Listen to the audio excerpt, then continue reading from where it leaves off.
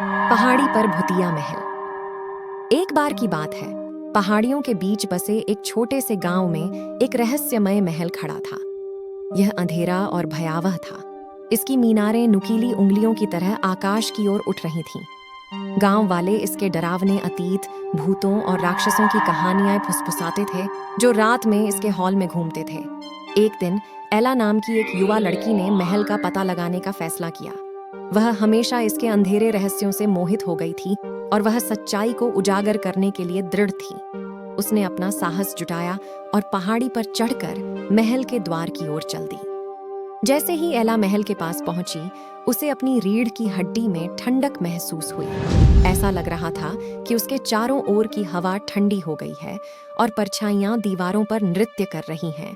उसने एक गहरी सांस ली और धक्का देकर गेट खोल दिया। महल का प्रांगण घास फूस और जंगली फूलों से भरा हुआ था। बीच में एक फव्वारा खड़ा था। उसका पानी शांत और मौन था। एला आंगन से होते हुए महल में दाखिल हुई। महल के अंदर भी बाहर की तरह ही अंधेरा और उदासी थी। दीवारें लंबे समय से मृत पूर्वजों के धूल भरे चित्रों से सजी हुई थीं। जब एला ने खाली कमरों का निरीक्षण किया तो उसके पैरों तले जमीन खिसक गई। अचानक एला ने अपने पीछे एक शोर सुना। वह पीछे मुड़ी, लेकिन वहां कोई नहीं था।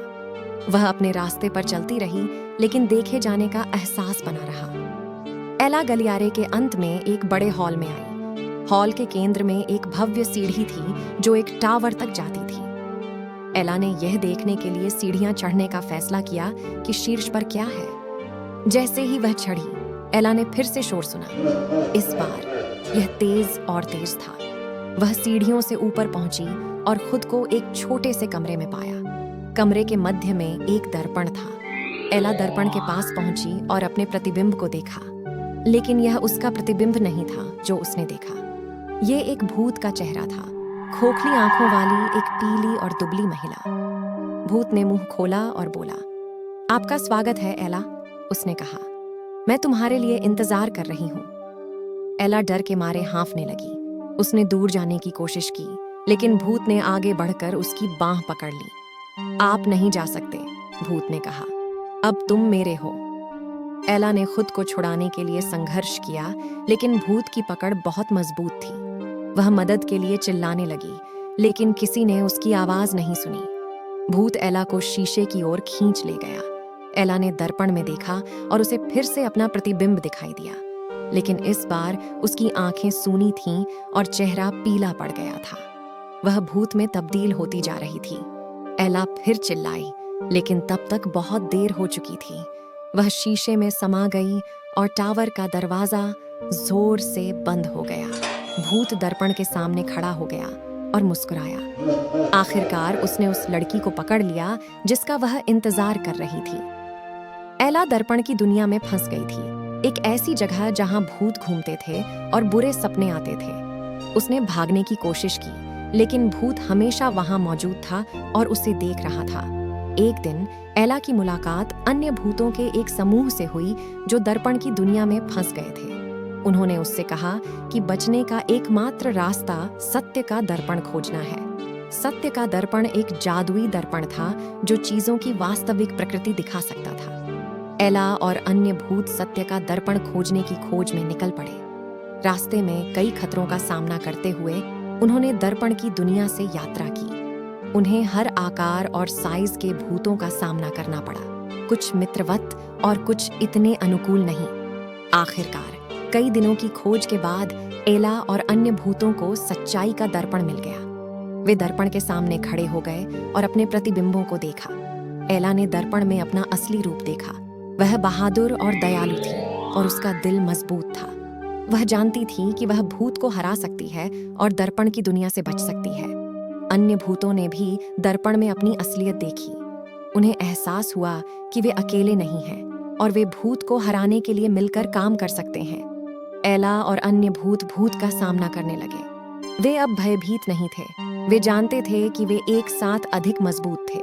भूत ने हमला किया, लेकिन एला और अन्य भूत इसके लिए तैयार थे। वे अपनी नई शक्ति और साहस का उपयोग करते हुए वापस लड़े।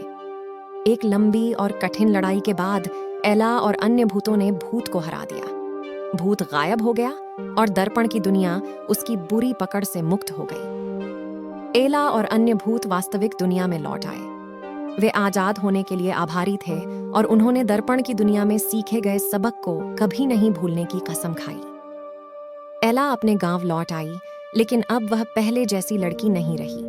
उसने दुनिया का स्याह पक्ष देखा था और उसने सीखा था कि साहस और दयालुता सभी के सबसे शक्तिशाली हथियार हैं।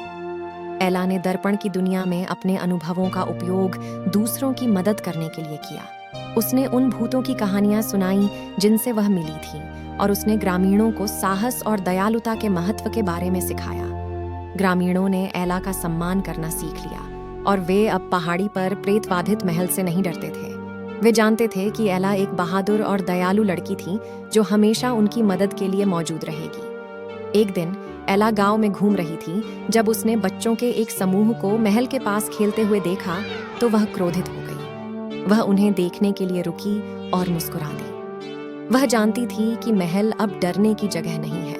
यह एक ऐसी जगह थी जहां जादू और आशा रहती थी। दर्पण की दुनिया में सीखे गए सबक के लिए आभारी महसूस करते हुए एला अपने रास्ते पर चलती रही। वह जानती थी कि वह अपने साहसिक कार्य को कभी नहीं भूलेगी और वह जानती थी कि वह हमेशा महल और उसके निवासियों की रक्षक रहेगी।